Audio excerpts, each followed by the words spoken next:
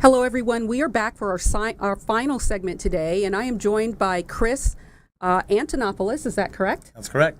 All right. Chris, tell us a little bit about yourself and what you do. Okay, well, I want to thank you for having me on the show. You're welcome.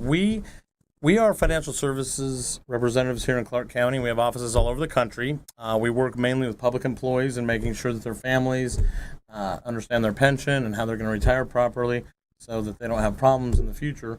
And naturally, most of our business comes from school districts. So we're very involved in school districts as well around the country, and we do service projects and stuff for them, and just everything we can do. Okay.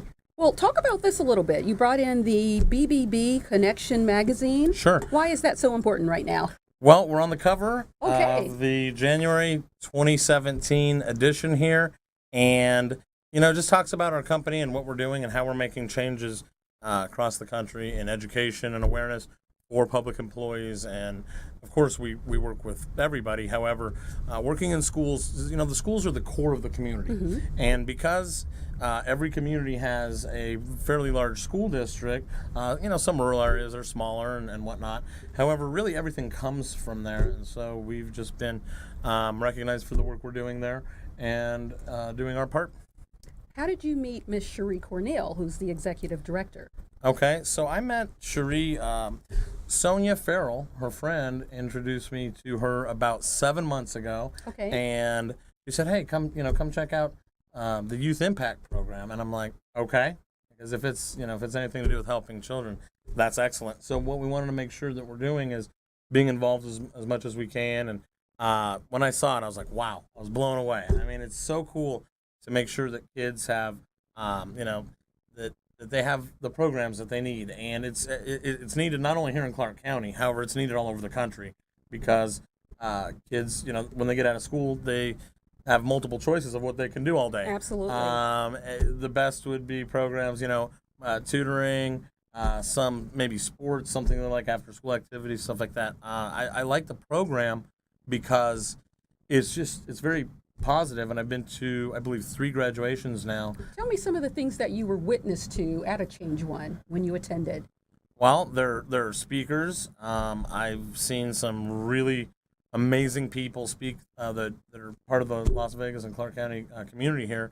I see kids graduate. I see a lot of growth. I see it looks like a lot of parents and people there that are very interested in seeing the program expand.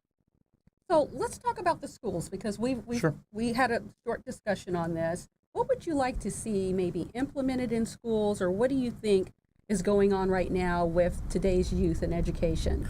I would say that schools are very busy places. Yes. And there are, we all know that probably across the country there might not be enough teachers for how many, in public education, for how many students there actually are.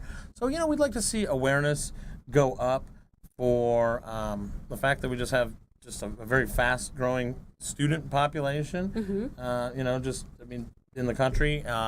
And I would say it's really important that the students have a well-rounded balance, not only of their homework and their after-school activities and everything else, but the children are going to be the leaders of our country. Right. These are the future leaders, and so I'd like to, in my perfect world, I'd like to just see a lot of stuff that would be positive for kids out there, programs and mentoring and education and awareness and supporting them, become going on to further their education and becoming productive members of the community in which they live.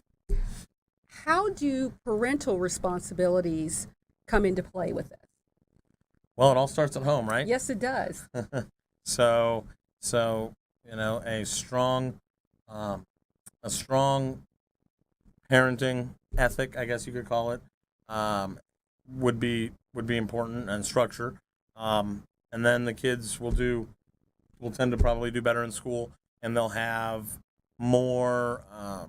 They'll be more inclined to go to college and those things. Okay. What do you think the primary cause is right now to contributing to delinquency and other issues with today's youth? I'm just. What do I you mean, think the major contributing factors are? I mean, that's a great question. There are a lot of factors, I'm sure. I would say that kids have to stay engaged. They really have to stay engaged in what their education model is. The parents have to stay engaged and make sure that the kids are getting, a lot of positive feedback at home. There's a lot of data, and there are a lot of things going on out there today that are distractions for kids. Absolutely. Quite honestly, and so it becomes a challenge. I mean, I have a 10-year-old son and a 13-year-old daughter. It's my daughter's birthday today. Oh, and wow. yeah, I've You seen. want to say happy birthday to her? Happy birthday, Alexis. My wife Brooke, my son Christopher, and my daughter Alexis go to Clark County schools out here. They go to public school, and they have all these friends, and they're always doing all this stuff. And I just see that. I see that there is a lot of distraction because there are all these activities and all these other things that they can be part of, and just getting the homework done. We like to get the homework done right when the kids get home, so that the rest of the evening, whatever else is happening, dinner and so forth, that'll be handled. However, homework needs to come first. Absolutely. I mean, it's just, and then it makes life a lot easier because this homework is very difficult, and it's changed a lot from when I was a kid. Oh my I'll God! tell you that. I couldn't help my son with his homework assignments. That was the most It's- embarrassing thing. But It's so become everything is very really more advanced now. Yes, it's becoming very very. Yes, there's a lot to it. Absolutely. Now the program, Real Talk Youth Impact Program, Mm-hmm. sustains itself by donations, Sure. people contributing money or services to the Sure. program. Talk about, from your perspective as a financial service advisor, what would be the best avenue for them to acquire the funds that they need? Well, I mean, we have yeah, we're financial services representatives, and we work with public employees, we work with businesses, we work with families. We want to ensure that that things go well. Okay, so we use a system, and it has to be systematic. Okay, we have to have a point A, we have to get to B, and it's very difficult to do that without a plan and without a lot of people supporting that.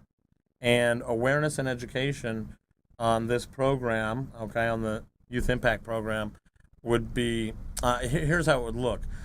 It needs the program needs money, Yes. and the children they need I would say they need at least 3 months. I like how the program is 3 months, and they need that for stability in order to become successful in the program. Well, the program isn't free. Money has to come into programs like this to help because there are just so many kids. Isn't it over 700 kids have been in the program and almost 500 graduates now? Oh, I'm sure, and Cherie would be the best person Yeah. to give you the statistics, but definitely it's a lot of kids. I mean, going it's a through the lot of program. kids, sure. And so, Cherie's just one person. Yes. Could you imagine if there were 50 more people helping her just in Clark County here, 100 more people helping her? I'm sure there's a big need here, plus across the country. Absolutely. Well, Yeah. I want to thank you for your time. I can't Sure. believe that we're out of time. It but goes I by appreciate quickly. your coming by the studio today, Absolutely. and we look forward to a time when you can return. Okay, thank you very much. You're welcome. Okay.